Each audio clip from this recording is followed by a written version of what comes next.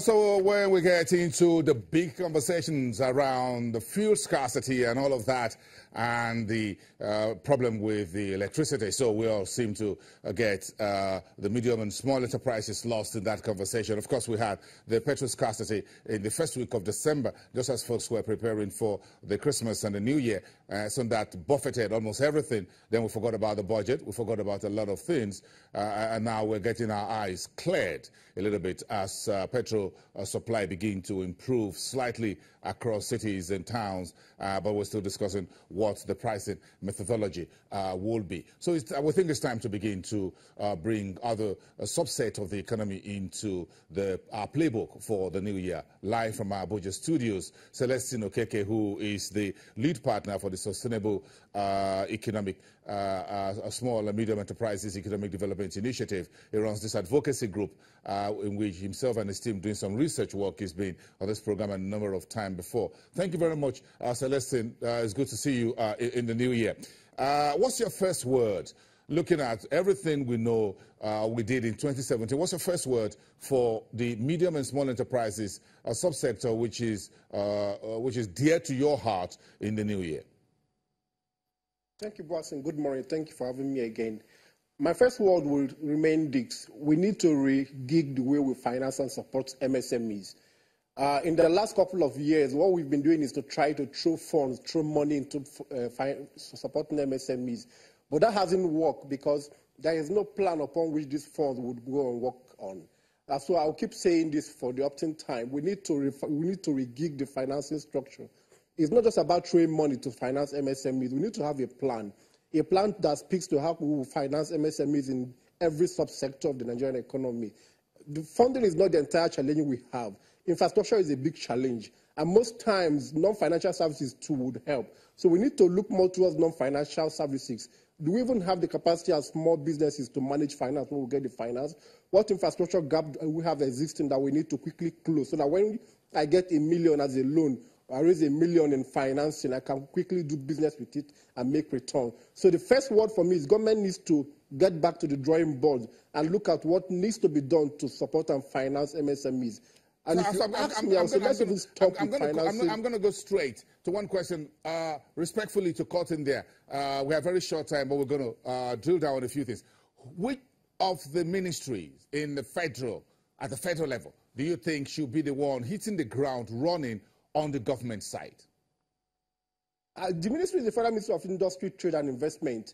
It manages the SMEDAN, manages the ITF, manages Export Promotion Council, and it manages several agencies that interface with MSMEs. So that ministry is very key to helping to support MSMEs in Nigeria. It has a very big role it needs to play. And one of these big roles is to be able to monitor and evaluate the projects and activities of these parastatals under it. That has not happened for a very long time. At least from the last 8 years, there has not been any M&E of what these agencies have been doing. There have not been any impact evaluation. We don't even evaluate the impact of the activities of these agencies. The budget they present every year most times is more like a copy and paste of the last year's budget. No evaluation, no impact evaluation. We don't even bother to look at what are they trying to do.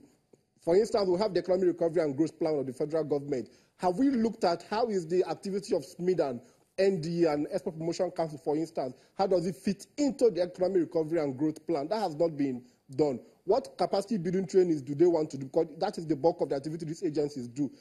In what sectors are these capacity building training meant to impact on MSMEs? So FMITI, Ministry of Industry, Trade and Investment, needs to go back to the drawing board. In the last year or thereabout, it has placed more emphasis on large corporates, large industries, big corporations. It's been doing so much about ease of doing business, but this all are primed for the big enterprises, not for the MSMEs. And I tell you, your big enterprise will come into Nigeria, make as much profit as it can make, and repatriate the profit back to their country. So we need to get the ministry to come back to the drawing board. How do we get SMEDAN, NDE, ITF, Export Promotion Council, to re-gig their planning process to be able to support the Economic Recovery and Growth Plan in the short and medium term? We can't continue to allow these agencies to do whatever they find convenient to do. We had a public hearing on 11 December at the National Assembly, conveyed by the Senate President himself, and we have several revelations at the public hearing. They tell you, oh, we trained 2,000 persons, we trained 10,000 persons. The question the Senate President asked was this: these guys you have trained in the last 2-3 years, where are they today?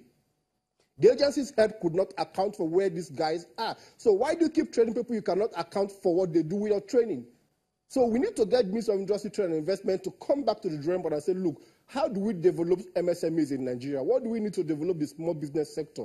Engage stakeholders. When I say stakeholders, I don't mean having 20, 30 people in the hall. It might be just 3 or 4 persons that have what it takes to offer contributions that are critical to developing the sector. Then we have like a 1-year plan, a 1 year where we don't even finance anything, but a 1 year where we build the model with which we will begin to finance MSME. Because I keep saying the funding is not the challenge. If you throw in 20 billion to any of these agencies today, the next thing they will do is the convenient thing that they've known how to do, capacity building training. And the selection process for these trainings are even very, very faulty. You still have the political side of the selection, party chairmen nominating people, House of Rep members nominating people, senators nominating people. At the end of the day, the MSMEs that ought to receive these trainings don't get nominated for the training, which is why at the end of the day, I'll tell you something that is happening of recent.